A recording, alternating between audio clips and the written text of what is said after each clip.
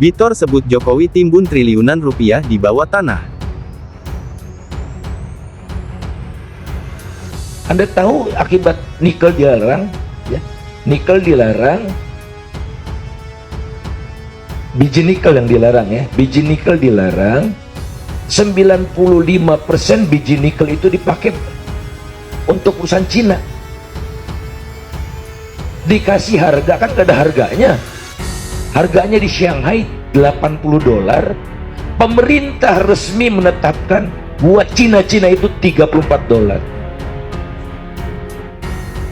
95% produknya diekspor ke Cina. Bebas bayar pajak 30 tahun. Tolol itu namanya. Perkarakan saya, silakan Pak Jokowi. Saya sudah bilang kemana-mana. Bahkan sudah di sidang kabinet terataskan omongan saya itu. Tapi masih dipidatokan lagi. Wah, kita dapat rezeki nombok 450 triliun. Kebohongan luar biasa itu. Kita kan maksudnya rakyat Indonesia, Cina yang dapat 400 triliunnya itu. Jadi jangan main-main ngurus negara Pak Jokowi. Ya, jangan naif itu gitu. Menurut saya udah keterlaluan, makanya saya bilang Pak Jokowi itu yang dia rusak bukan karena korupsi zaman Pak Harto, KKN, yang dia rusak nih fondasi bernegara. Jadi harus dilawan. Kita dituduh, ya kan? Dituduh memfitnah Jokowi korupsi. Loh, kita datangin ke rumahnya, kita bongkar rumah itu, di bawahnya ada bunker tempat naruh uang. Di rumahnya siapa? Jokowi. Ya kan? Kita buktikan kan, kalau benar-benar Bapak tidak korupsi, saya akan bongkar rumah Bapak kan? Bongkar dong. Sekarang orang Mahkamah Agung punya mobil tempat barang itu apa namanya? Kontainer. Di dalam kontainer itu ada 920 miliar. Orang Mahkamah Agung. Karena nggak bisa disimpan di bank, nggak bisa disimpan di rumah. Kita lihat lagi orang kaya lagi. Yang kemarin ketangkap 11 triliun itu kan nggak bisa ditaruh di mana. Maka begitu ditangkap pun nyata uangnya ada. Kalau Jokowi berapa triliun? Lebih banyak. Orang dari sini diambil, Ini kalau nggak percaya kita bongkar rumahnya. Kan gitu. Harus dibuktikan kan katanya gitu. Di kantong saya beda lagi, lebih banyak. Ingin mengingatkan, uang tadi kan banyak sekali di luar. Ada sudah data di kantongan saya, data di Kementerian Keuangan ada.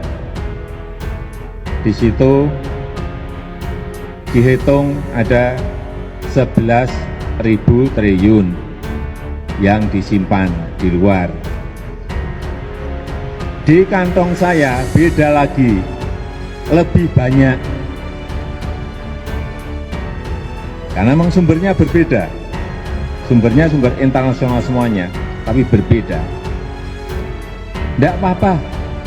Yang paling penting bagaimana uang-uang itu bisa dibawa kembali ke negara kita, karena saat ini kita memerlukan partisipasi Bapak, Ibu, dan saudara-saudara semuanya untuk negara, untuk Presiden ke-7 Indonesia Joko Widodo masuk daftar finalis tokoh paling korup di dunia versi Organized Crime and Corruption Reporting Project atau OCCRP.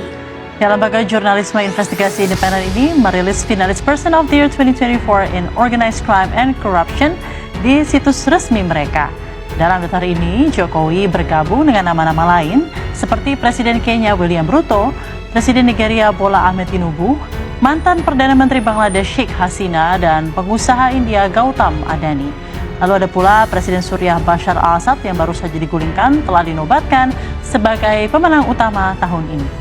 Penerbit OCCRP, Drew Sullivan, menyatakan bahwa korupsi menjadi bagian penting dari upaya perebutan kekuasaan dan membuat pemerintah otokratis tetap berkuasa. Pemerintah korup dinilai melanggar hak asasi manusia, memanipulasi pemilu, dan menjarah sumber daya alam.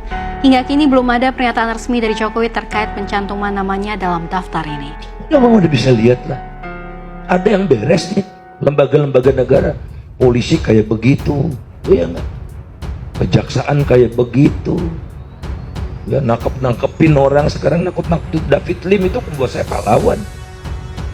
Yang bisa menyuarakan itu ya, suara orang kecil itu. Maaf saya terlalu emosi. IKN tuh alot. Ya sederhana aja, mana ada IKN dijadikan bisnis, nggak ada. Namanya otorita, badan otorita kan otaknya bisnis, badan otorita tuh otaknya bisnis. Ya otorita Batam, otorita Jatiluhur, bisnis. Nah kalau bisnis, itu hitung-hitungan bisnisnya tuh, kalau saya bangun properti di sana penduduknya 5 juta. Dalam 10 tahun.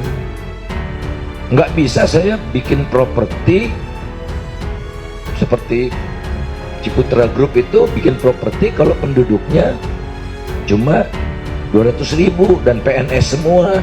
Mau Ciputra Group bangun kalau seluruh kebutuhan pegawai negeri dia yang bangun gitu. Bisnis tuh bisnis, sama juga badan otorita. Jadi yang mau dibangun Pak Jokowi kan bukan ibu kota sebetulnya. Pusat bisnis baru memfasilitasi hampir semua oligarki di situ. Ada Hasim Joyo Hadikusumo dapat pengadaan air, ada Sukanto Tanoto yang pembayaran tanahnya nggak tahu kapan, ada Starbucks, ada Kopi Kenangan, yang gitu-gitu aja diurus sama negara ini. Starbucks, Kopi Kenangan gitu, ini apaan gitu? Karena yang menganggap Pak Jokowi buruk itu hanya 7,4% Bang kalau dihitung. Selebihnya 89,6% itu Pak Jokowi itu positif. Ya. Kalau poll tracking itu kan hasil surveinya 86,6%. Iya. Jadi kalau 86,6% ya itu besar sekali. Sangat besar. Bahkan di dunia mungkin paling besar ya. Ini memang rencana kesini pas liburan atau seperti apa Mbak?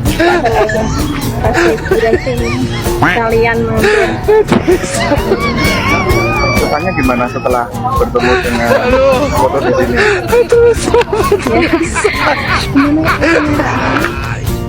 Sementara terkait kediamannya mendadak ramai jadi wisata, Jokowi tidak terganggu. Joko Widodo sempat sampaikan pula, rumahnya memang terbuka buat siapa saja. Saya melayani sebisa saya. Bisa semuanya ketemu saya. Sampai kapan Pak nanti Pak membuka ini untuk masyarakat? Sampai kapan Pak? Saya sampaikan rumah ini terbuka untuk siapapun. Selain berharap bisa bertemu, bahkan kalau bisa berfoto dengan Jokowi ataupun keluarga, sejumlah pengunjung mengaku siapa tahu bisa dapat buah tangan. Politisi senior PDIP, Bitor Suryadi menduga Presiden ke-7 RI, Joko Widodo atau Jokowi menimbun harta kekayaan hingga triliunan rupiah di tempat tersembunyi. Hal itu disampaikan langsung Bitor saat berbincang dengan Ketua Umum Partai Masyumi, Ahmad Yani dalam video YouTube berjudul, Bitor Suryadi buka data dan bukti dugaan ijazah palsu Jokowi, dikutip pada Minggu, tanggal 29 Juni tahun 2025. Awalnya, Bitor menyinggung soal tumpukan utang Indonesia di masa pemerintahan Presiden Jokowi selama 2 periode. Utang kita yang dibikin Jokowi banyak. Ada kemana? Hasil utang negara kan kita enggak bisa melihatnya, kata Bitor. Bitor lantas menyinggung beberapa kasus pejabat Indonesia yang menyembunyikan uang tunai di tempat-tempat tidak terduga. Seperti orang di Mahkamah Agung punya uang 920 miliar rupiah ditaruh di kontainer halaman rumahnya. Kita lihat Akil Mohtar naruh uang hasil korupsi di dinding-dinding, jelas Bitor.